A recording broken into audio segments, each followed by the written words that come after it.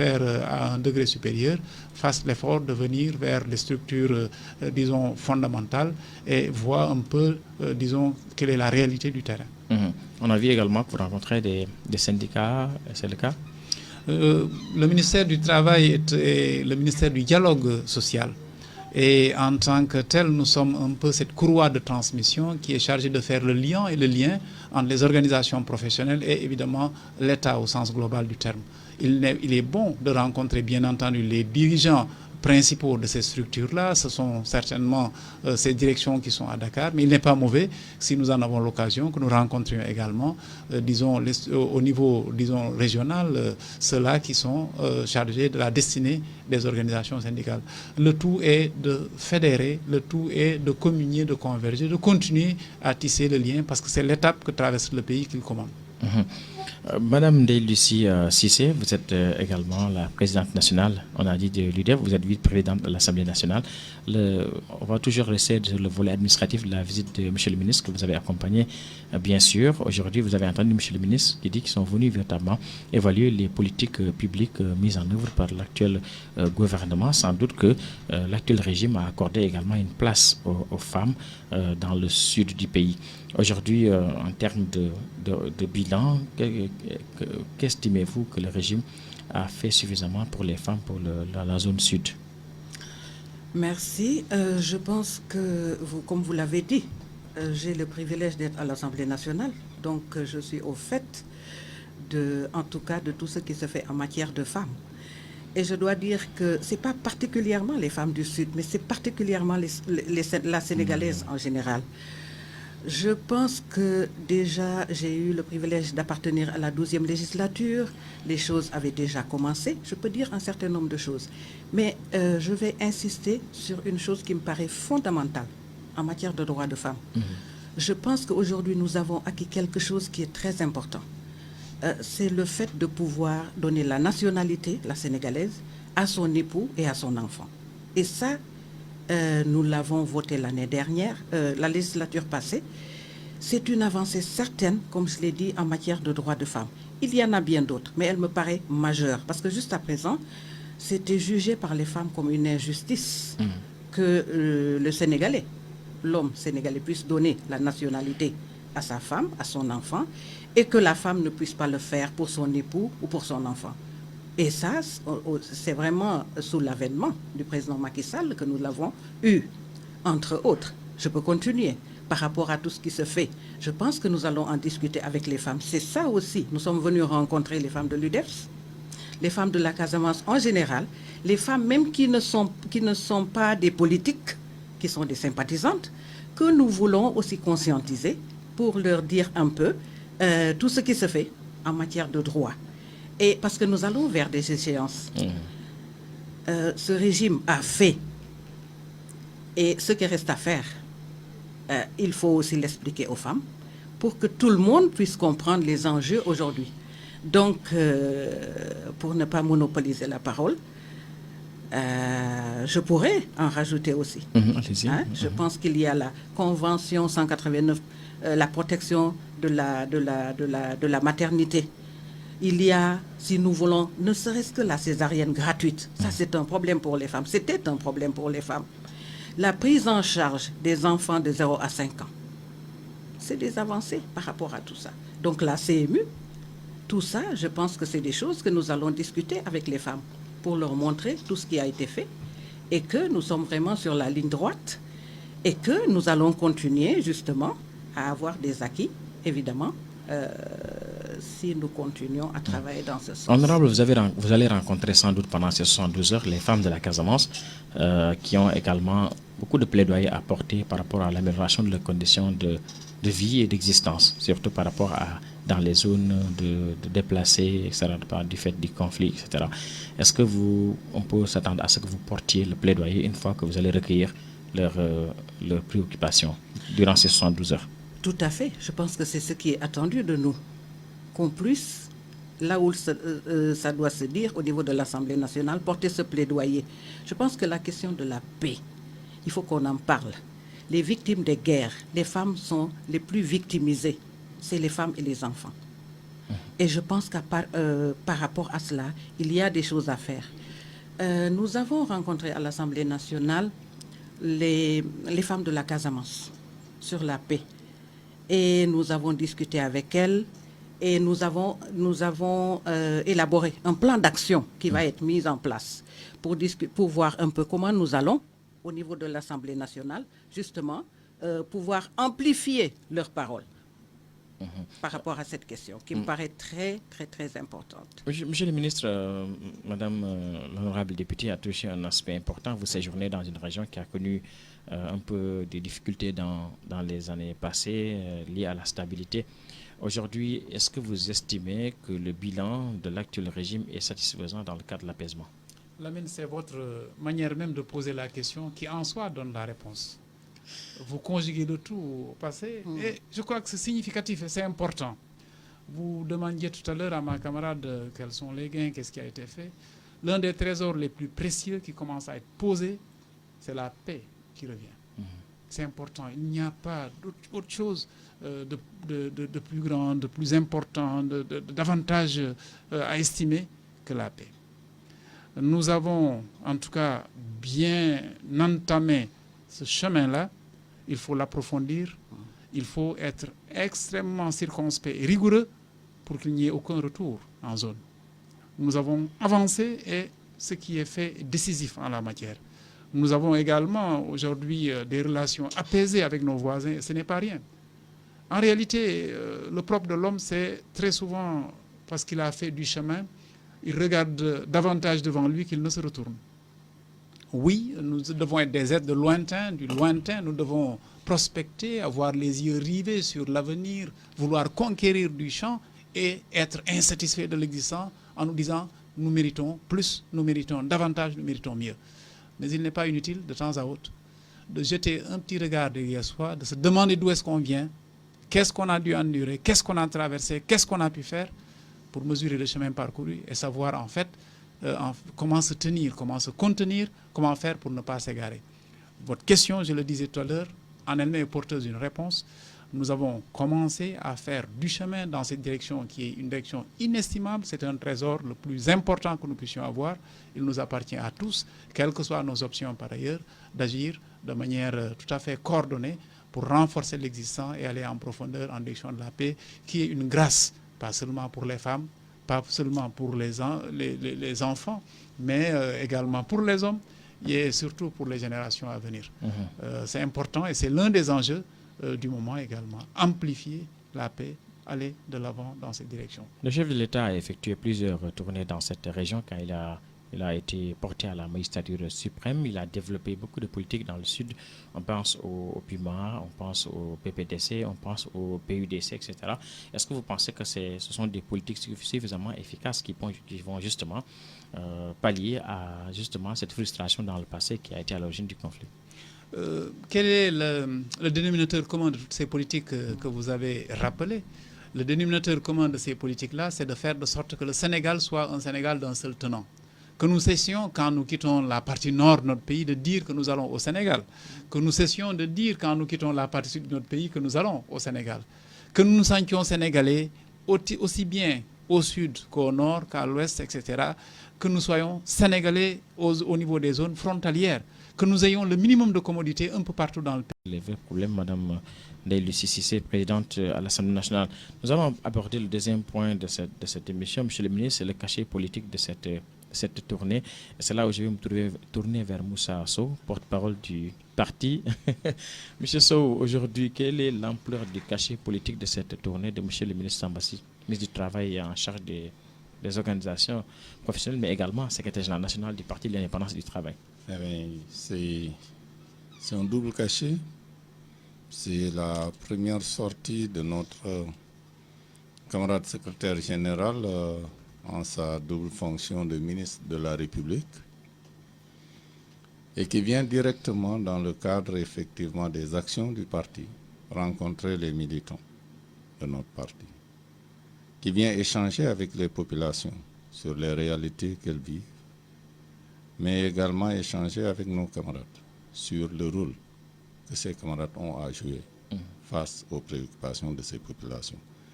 Je le dis parce que le camarade secrétaire général a démarré la campagne électorale ici.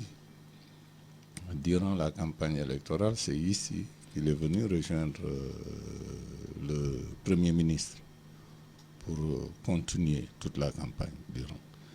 Mais depuis qu'il a accédé aux fonctions de ministre de la République, effectivement, le camarade, c'est sa première sortie ici. Ça a une signification toute particulière. Il l'a bien dit. Le Sénégal est un et indivisible. Les efforts qui ont été consentis par ce peuple, par ce gouvernement et tous les enfants de ce pays pour que ce pays reste intact et pour que la paix soit au centre, ces efforts sont à garder. Nos camarades ici à Ziguinchor, je ne me limiterai pas à Ziguinchor parce qu'il s'agit de toutes les coordinations qui sont ici au niveau de la Casamance, je devrais dire, Sédhiou et Kolda, qui se retrouvent aujourd'hui pour prendre des moments à voir, comme on le fait dans notre parti, confirmer l'accessibilité, la disposition du camarade secrétaire général, la disposition de notre camarade Ndeye Lucie Cissé, en tant que personne morale des organisations qu'il dirige, à être à la disposition de ces populations, de façon générale et particulièrement à la disposition des militants, pour échanger, parce que notre parti repose sur ça. Notre conviction, c'est que chacun, et je le dis encore une fois, un arbre ne tient pas par ses fruits, encore moins par ses branches. Un arbre tient par ses racines. Cet ancrage, en tout cas d'aller vers nos militants, c'est effectivement recentrer les choses et montrer que le parti est toujours dans sa tradition d'organisation et de renforcement de ses bases. Voilà un peu ce que je peux dire par rapport au sens que nous donnons. Nous pensons que nous ne le pensons pas, nous l'avons vécu, l'accueil réservé par les camarades, l'enthousiasme, et de dire oui, c'est effectivement ça le PIT. Omar, monsieur Moussa Sow, on a parlé EG national, Sambassi. Vous avez été accueilli par vos camarades de Benno Bokk Yakaar à Ziguinchor. Vous êtes dans la mouvance présidentielle. Quels sont aujourd'hui les rapports véritablement de confiance qui vous lient au parti au pouvoir, à l'APR? Je puis dire sans trahir un secret que nous avons de bons rapports avec le parti au pouvoir. Maintenant, il faut bien qu'on s'entende parce que les mots ont un sens. Le parti au pouvoir, si je vous dis que nous avons de bons rapports, vous pouvez me dire, ben tiens, Ndeye Lucie Cissé n'est pas en bon terme avec Lamine Ba à tel endroit. Ce n'est pas cela le sens de mon propos. Je pense qu'au niveau, en tout cas, où je suis situé, je puis attester que les dirigeants principaux de l'Alliance pour la République, tout comme nous, du Parti de l'indépendance et du travail, nous sommes conscients des enjeux. M. Ba, au fond, on peut, si on ne veut pas être myope, relever le fait que Benno Bokk Yakaar est la coalition politique qui a quand même vécu le plus longtemps dans l'histoire politique de notre pays en termes de coalition. C'est un dirigeant du PIT qui vous parle et je vous assure que nous savons ce que veut dire agir en coalition. Nous en avons construit, mais la coalition Benno Bokk Yakaar tient. Elle tient parce que nous avons l'intelligence du moment. Elle tient également parce que ceux qui l'animent au principal savent un peu quels sont les enjeux de l'époque et voient bien combien nous gagnons à être en synergie. Quand je le dis, cela vaut pour le dirigeant principal de l'APR, l'Alliance pour la République. Mon camarade Moussa Sow a parlé tout à l'heure de notre tête de liste aux élections législatives. Quand il parlait des élections et de la campagne, il ne faut pas qu'on ait le sentiment que nous sommes en campagne électorale. Nous parlons de la campagne des législatives. Et pour ma part, c'est ici que j'ai rejoint notre tête de liste à l'époque, notre tête de file, le Premier ministre Mohamed Boun Abdallah Dionne. Je puis dire que le président de la République, le Premier ministre, certains responsables de l'Alliance pour la République, tout comme nous, sommes conscients des enjeux et mesurons combien nous gagnons à nous mettre ensemble. Et ce n'est pas rien que d'avoir les principales forces politiques de ce pays réunies autour d'un idéal. Cet idéal, ce n'est pas l'idéal de défendre, disons, le président de la République ou de défendre le ministre Sambassi. Cet idéal, c'est de défendre l'intérêt national. Et nous ne pouvons le faire qu'en étant en osmose. Nous ne pouvons le faire qu'en mettant le Sénégal devant. Et parce que nous l'avons fait depuis 2012, globalement, nous nous accordons et nous allons de l'avant en dépit des difficultés et évidemment des vicissitudes de l'histoire.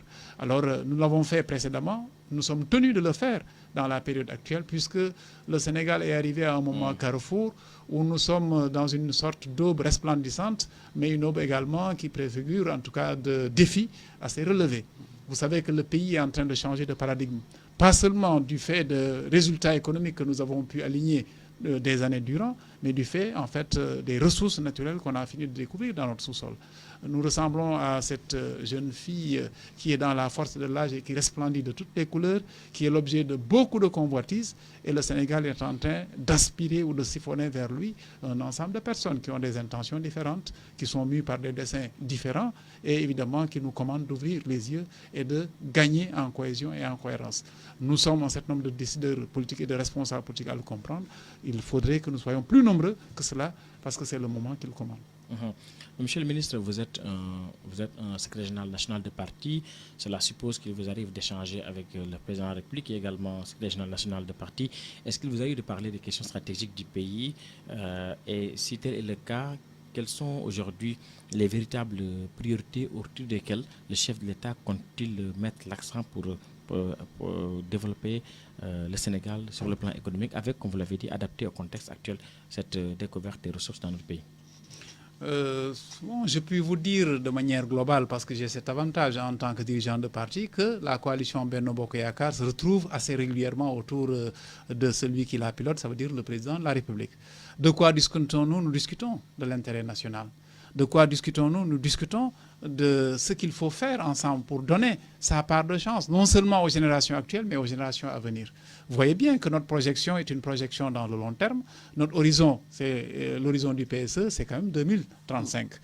Nous sommes en train de nous dire que édifier le Sénégal, c'est sans doute faire avec les urgences du moment, mais c'est essayer de poser des actions en profondeur pour le long terme. Pour donner quelques illustrations, nous sommes en train de relever, de gagner définitivement la bataille de l'énergie, en diversifiant justement cette production d'énergie, parce que nous savons que là est la voie du salut. Nous sommes en train de relever le défi titanesque de l'eau, en essayant de faire les investissements qui, maintenant, pendant trop longtemps, malheureusement, n'ont pas été faits.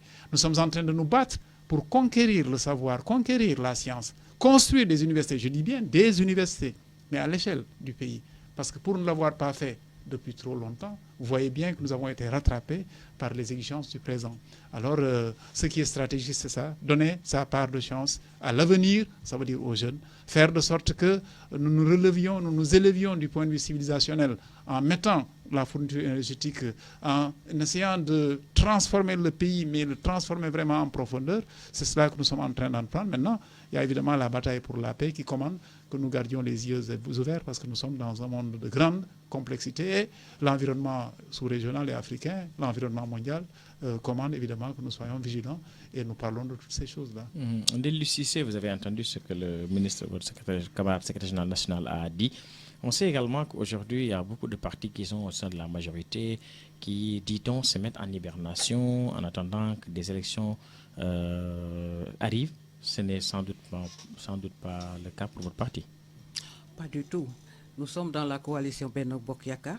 Vous l'avez dit tantôt en parlant de la coalition Benno Bokk Yakaar. Je suis dans la structure des femmes. Et c'est l'occasion de vous dire qu'en ce moment, nous avons tout un programme que nous allons déployer en direction des femmes. Je pense qu'il y a 15 jours, nous avons commencé avec la nuit de l'émergence.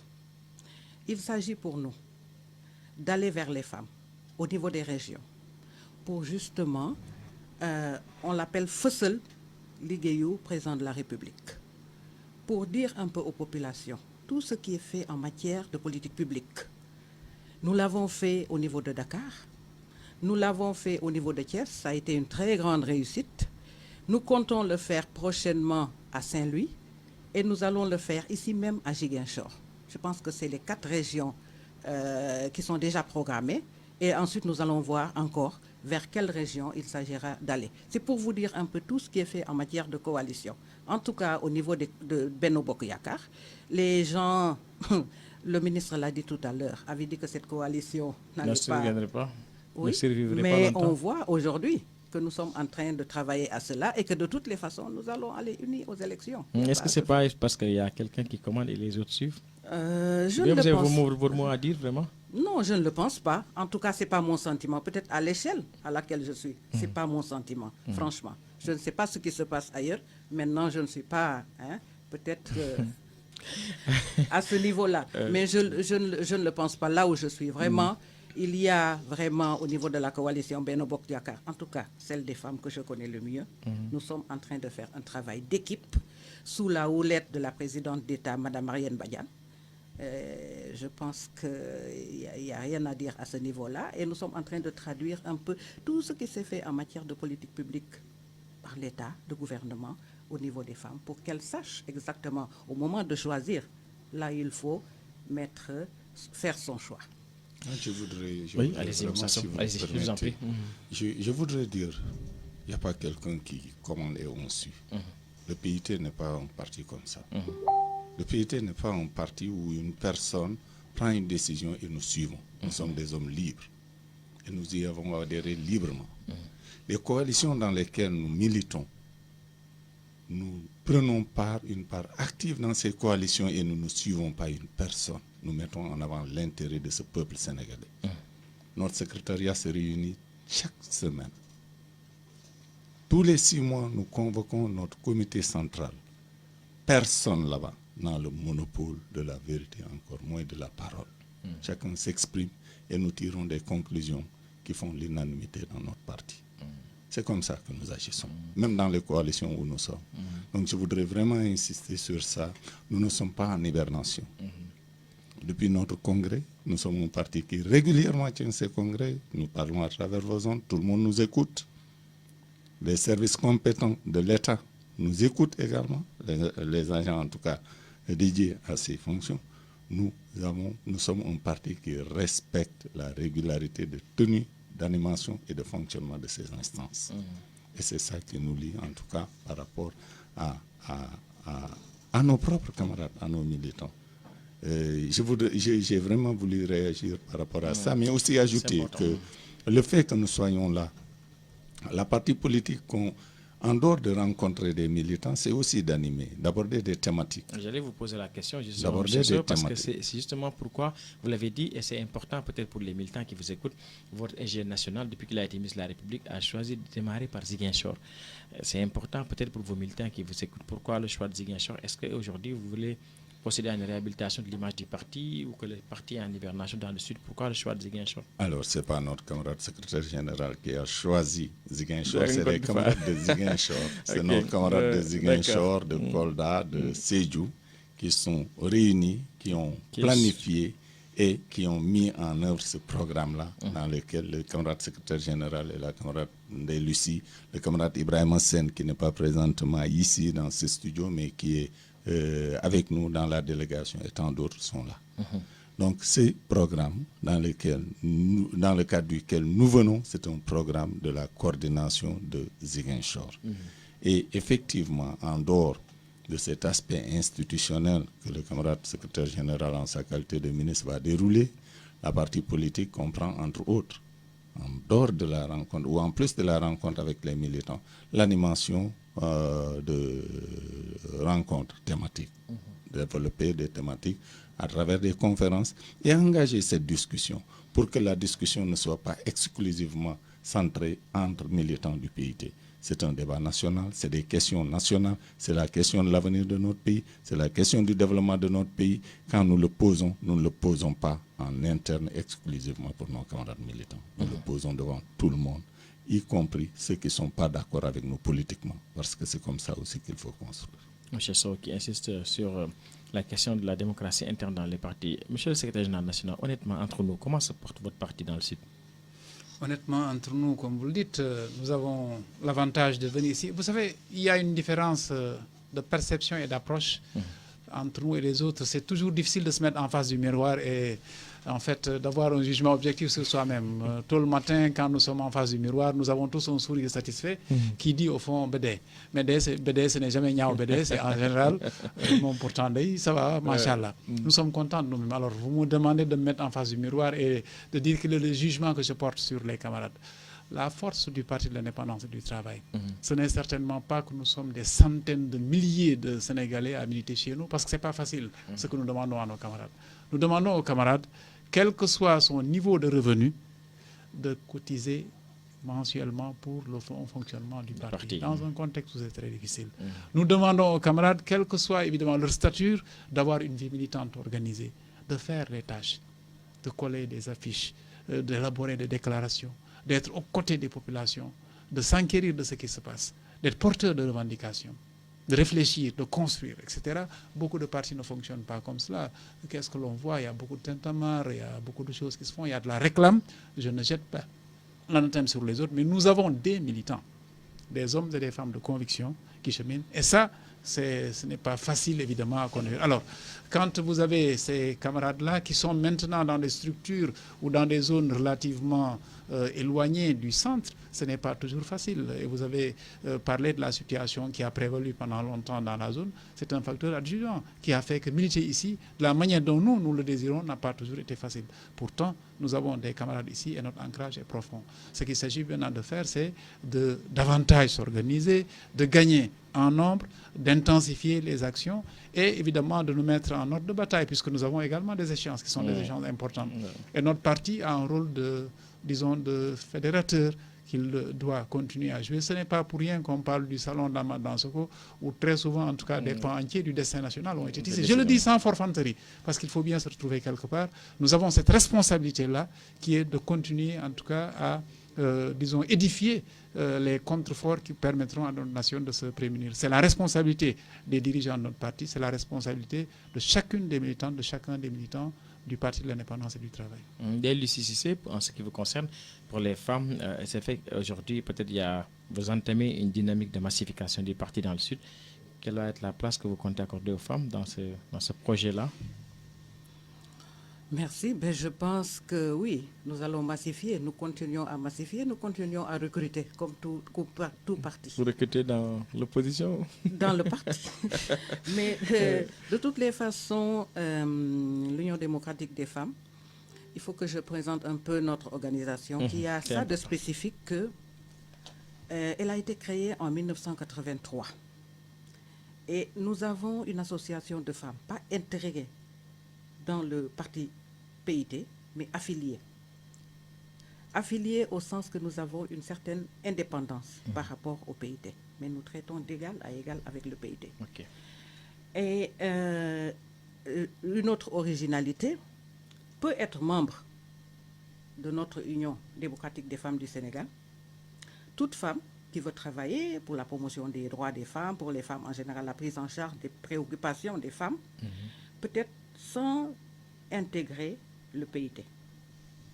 Mais on a vu que toutes les femmes qui adhèrent à l'Union démocratique des femmes du PIT finissent par franchir le pas. Parce que simplement, comme il l'a dit, nous traitons d'égal à égal. Nous sommes membres de ce parti et on accorde une certaine place vraiment dans ce parti aux femmes, il faut le dire.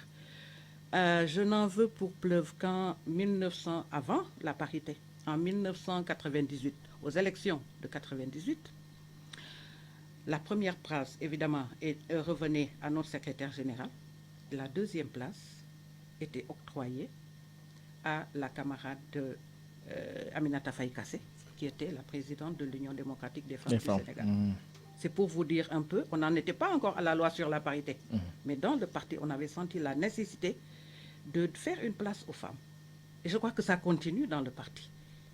Il y a cet accompagnement des membres du parti et on travaille d'égal à égal, la main dans la main avec nos partenaires, nos camarades hommes. Vraiment. Moussa Sow, porte-parole du PIT, on a entendu ensemble les ministres saluer la bonne santé des relations au sein de la coalition Benno Bokk Yakaar. C'est vrai que vous aimez à le rappeler que c'est un parti où les décisions se prennent de façon démocratique en interne. Mais sans surprise, on devrait s'attendre à ce que vous souteniez la candidature de Macky Sall en 2019, votre parti. C'est nos instances qui devront se prononcer. Nous sommes dans une mouvance, nous assumons des responsabilités, nous mettons en avant le développement du pays, sa stabilité. Nous sommes très cohérents dans nos décisions. Nous n'anticipons pas des décisions qui reviennent à des instances. Et il appartient à nos instances, le moment venu, effectivement, d'apprécier, de se prononcer sur cette question. Mais monsieur le secrétaire général national va peut-être nous le confirmer. Vous avez quand même des ambitions présidentielles, même si peut-être pour l'instant vous comptez, vous n'allez pas vouloir en parler parce que vous êtes dans une coalition. Non, on va en parler plutôt. Je vais vous dire d'abord que nos instances se sont réunies assez régulièrement et le porte-parole en parlait tout à l'heure. En congrès, nous avons réaffirmé notre ancrage dans le Benno Bokk Yakaar. Les différents comités centraux qui ont suivi l'ont réaffirmé. Et nous avons dit que notre volonté, c'est d'aller unis aux échéances. Nous l'avons fait jusque-là. Nous l'avons fait jusque-là et nous avons été cohérents avec nous-mêmes. Maintenant, qui va être le porte-étendard de Benno Bokk Yakaar, ça va être dit. Et dans ce cadre-là, évidemment, notre choix est un choix de fidélité et de cohérence avec nous-mêmes. Lamine, la question que vous posez m'amène à une certaine reformulation. Pourquoi faisons-nous de la politique? Quelle est la finalité de la politique? Si vous me demandez à moi, Samba Sy, pourquoi faites-vous, monsieur Sy, de la politique depuis que vous avez combien, 23 ans, 21 ans, 20 ans, 21 ans, j'ai commencé à prendre la carte du parti quand j'ai obtenu mon bac. Pourquoi est-ce qu'en entrant à l'université, vous êtes entré en politique? Eh bien, je suis entré en politique, pas pour ma promotion individuelle, pas pour la promotion de Lamine ou de Moussa ou de Lucie. Faire de la politique, c'est agir pour la construction de la cité, si on en revient à l'étymologie. C'est bien cela. Vous dites, est-ce que vous avez une ambition présidentielle? La question s'entend pour moi de la manière suivante. Est-ce que vous avez l'ambition de disposer d'un chef de l'État qui conduirait la cité de l'avant et qui ferait le bonheur des citoyens? Oui, ça, je l'ai de tout temps. Nous l'avons tous. Maintenant, est-ce que vous faites de la fixation en vous disant qu'hors de moi, c'est le déluge? Je veux dire, est-ce que vous dites que tant que je ne serai pas président, ça ne marchera pas? Est-ce que nous avons de la fixation? Non. Vous savez, Lamine, quand je suis entré pour la première fois dans la salle où se tient régulièrement la réunion hebdomadaire du Conseil des ministres, je me suis surpris à réfléchir sur un certain nombre de choses. D'abord, j'ai été un peu frappé par la majesté des lieux, c'est solennel quand même. Bon, il y a une tenue, il y a des couleurs, il y a une manière de faire qui s'impose.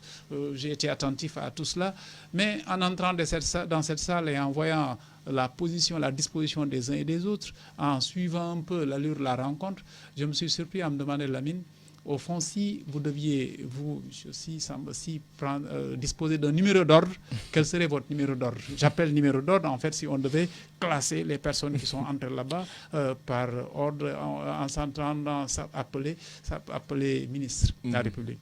Je me suis dit, bon, vous ne serez certainement pas parmi les 200 premiers, puisque quand même c'est depuis 60. J'ai dit, bon, peut-être que vous ne serez même pas parmi les 1000 premiers, parce que depuis 2012, quand même, bon, c'est allé assez rapidement tout cela.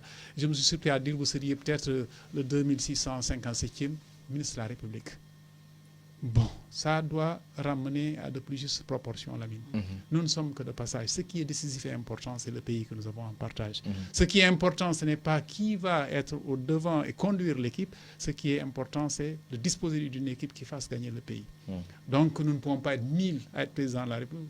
Ma satisfaction, en tant que citoyen sénégalais, c'est que quel que soit le port de tâche qui est le mien, que je fasse bien la mission qui est la mienne. J'ai été, pour l'essentiel de ma vie jusque-là, enseignant. J'ai essayé de mouiller le maillot en tant que tel. J'ai été directeur de structure, j'ai essayé de faire ce que je pouvais et j'ai la fierté de pouvoir dire que la structure, en tout cas, que nous avions la responsabilité de conduire, a fait du chemin. Je suis aujourd'hui là où je suis, j'essaie de faire de mon mieux. Dieu qui dispose des desseins verra demain ce que je serai, ce que nous serons, mais ce qui importe pour nous, c'est en fait le collectif et ce qui est fait des responsabilités. Alors, la finalité de la politique, ce n'est pas simplement la conquête du pouvoir. La finalité de la politique, c'est de disposer du pouvoir pour agir pour le bien du grand nombre. C'est ça, Moussa? C'est cette vision c'est une école chez vous? C'est appris à l'école, quoi? Non, c'est du vécu, c'est de la conviction. C'est pas appris à l'école. Nous appelons camarades. Ça veut dire beaucoup de choses. Ça veut dire beaucoup de choses. Je rappelle que nous sommes avec Moussa Sow, porte-parole du Parti de l'Indépendance du Travail, et M. Sambassi, ministre de la République, mais également secrétaire général national du PIT, mais également des Lucie Cissé, présidente nationale des femmes de l'IDEF. Monsieur le ministre, permettez-moi de revenir sur votre calendrier. Aujourd'hui, jeudi, on vous a accueilli à l'aéroport. Vous avez rendu une visite de courtoisie à l'imam Ratib et au curé. Demain à 8h30, vous avez une séance de travail avec le chef de l'exécutif régional, ensuite une séance de travail avec les syndicats, les organisations de travailleurs. Ensuite, vous visitez les services déconcentrés du ministère, l'inspection régionale du travail, l'IPRES et la caisse de sécurité sociale.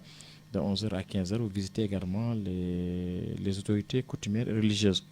Le samedi, vous présidez une cérémonie officielle de remise des kits scolaires aux meilleurs élèves des groupes scolaires Boucotte Sud. Monsieur le ministre, vous remettez des kits scolaires aux élèves, vous êtes éducateur, vous avez tenu véritablement à ce que cette activité figure dans votre visite. Je suis enseignant, je suis fier de vous dire que je suis prof de philosophie. Alors là, quand il s'agit de fêter les élèves qui ont fait de bons résultats, c'est tout bonheur pour moi. Donc c'est avec vraiment beaucoup de joie que je saluerai les élèves qui, une année durant, se sont battus pour décrocher des lauriers qu'ils méritent. Même s'il y a encore le défi du maintien de la scolarisation des filles, de Lucie Cissé, dans la région de Ziguinchor, on a encore ce défi à relever. Oui, dans la région de Ziguinchor et même au-delà. Mais je crois que aussi il y a quand même des efforts qui ont été faits, des efforts considérables qui ont été faits aussi de ce côté-là. Nous savons que pour faire la promotion des femmes, il faut agir sur 2 leviers. C'est d'abord la santé, vous me direz, mais ensuite c'est l'éducation. Et je pense que samedi, nous allons, dans le programme, donner des diplômes à des femmes. Effectivement. Nous allons parler un peu des enjeux de développement à la lumière du genre. C'est un peu dans le sens de tout ce qui se fait en matière, encore une fois, en matière de droits de femmes. Nous avons la loi sur la parité.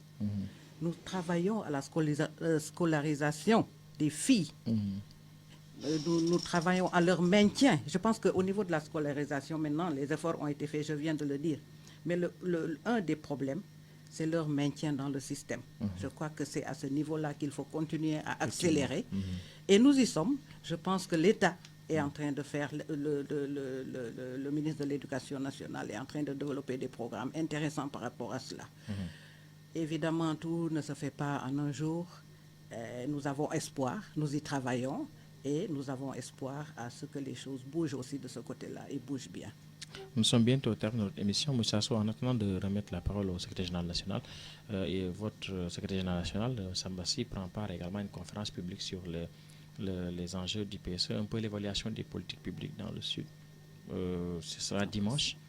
Également une activité phare du séjour du ministre. Du séjour du ministre et en principe qui va être introduit par le camarade Ibrahim Hossein, si je ne m'abuse. C'est quoi l'effet recherché de cette activité? Quel est l'objectif que vous visez à travers cette conférence? C'est d'échanger. Le PSE, c'est un programme stratégique pour tout le pays. Faire le point par rapport à ce PSE au niveau de la région où nous sommes accueillis, c'est la va de soi. On ne va pas parler de développement du pays en étant ici, en parlant de ce qui se fait ailleurs. Il s'agit de réfléchir, de partager sur les réalités concrètes, de partager avec les gens, d'analyser ces situations et de donner les informations objectives qu'il faut à ces gens-là. Il n'y a aucun autre effet recherché en dehors de tirer l'attention des Sénégalais que ça. Il y va du développement de notre pays, il y va de l'avenir de notre pays. Moussa Sow, je voudrais ajouter que l'un des objectifs recherchés, pour le dire autrement, c'est de faire la part entre l'essentiel et l'accessoire. Vous savez, il y a beaucoup de bruit dans notre pays, il y a beaucoup de débats. C'est important, c'est démocratique. Mais, en tout cas, ceux qui se réclament de la philosophie qui est la nôtre ont l'habitude de dire qu'il faut évidemment essayer de démêler les chevaux pour distraire ce qui est fondamental du reste. Qu'est-ce qui est le principal? Qu'est-ce qui est le plus important? Où est-ce que nous devons mettre l'accent? Sur ce qui importe à telle ou telle personne ou sur le destin national? Par rapport au destin national, qu'est-ce qui est en train d'être fait? Est-ce que c'est le bon chemin? Les résultats sont-ils bons? Ou faut-il changer de cap fondamentalement? Alors nous voulons ramener le débat sur des enjeux nationaux au-delà des enjeux de personnes. Et cela, évidemment, c'est notre responsabilité de poser en tout cas les véritables questions. Et en vérité, c'est la culture du Parti de l'Indépendance et du Travail. Il nous appartient simplement de dire aux compatriotes sénégalais que voilà nos hypothèses de travail et que nous gagnerions ensemble à faire vraiment le tri entre ce qui importe au principal et ce qui est relatif. Madame de Lucie Cissé, on vous laisse vous lancer un dernier mot aux femmes de la Casamance qui vous écoutent en ce moment.